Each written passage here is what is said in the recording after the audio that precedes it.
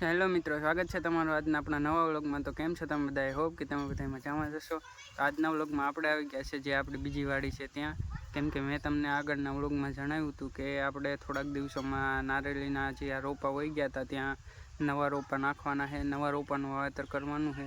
જે આપણે પોટી સુકાઈ ગઈ હતી ને ભૂંડ એટલે કે સુવરે જે કાઢી નાખ્યું હતું, ખોદી નાખ્યું હતું એ નારળિયું, એની જગ્યાએ આપણે નવા રોપા નાખવાના છે જે ખાલા બુરવાના છે। તો ચાલો હું તમને બતાવું કે આપણે કઈ રીતે એમાં ખાડા પાડવા અને કેટલા ઊંડા ખાડા પાડવા। તો હું તમને બતાવું, જો તમે જોઈ શકો છો આવી રીતના આપણે ખાડા પાડવાનું હોય છે।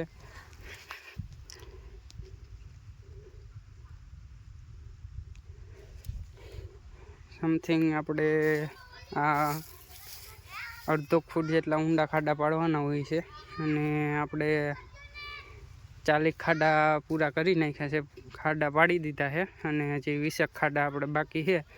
તો તમે જોઈ શકો છો અહીંયા પણ આપણે આવી રીતે ખાડા પાડેલા છે।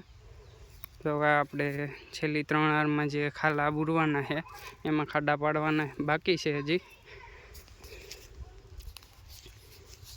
અને તડકો પર જોરદાર જામ્યો છે અને ગરમી પણ એવી જ થાય છે। કાંઈ વાંધો નહીં, તો પણ આપણે કરવું તો જોશે જ ને। આપણે આમાં જે પંચી અમારે હતા એમાં આપણે રોટાવટ રાખી નાખ્યું છે। થોડાક સમયમાં આપણે આમાં ચા ખાતર કરવાનું છે, તો એનો પણ વ્લોગ આપણે બનાવશું। તો ભાઈ કહેતા હોય કે આમાં નારેલિયુંમાં છેલ્લું જ છે ને ઇઝી છે ખેતી કરવી, તો તમે જોઈ શકો છો સોરા પડી ગયા છે।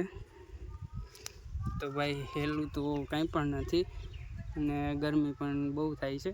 આપણે જે આ ગયા વર્ષે નહીં પણ અને આગલા વર્ષે વાવેતર કરેલ હતું 2 વર્ષ પહેલાં, ત્યારે પણ આપણે ઉનાળામાં જ વાવેતર કર્યું હતું અને ત્યારે પણ આવી જ હાલત થઈ હતી, સોરા પડી ગયા હતા હાથમાં અને ગરમી પણ આવી જ હતી। ત્યારે આપણે બધામાં કર્યું હતું, તે પછી આપણે ગયા વર્ષે પણ આપણે 20-25 છોડવા ભૂંડે ખોદી નાખ્યા હતા, તો એ બુર્યા હતા। તો આ પાછા આપણે 50 છોડવા વયા ગયા છે આપણે રોપાના રેલીને, તો એ પાછા નાખવાના છે।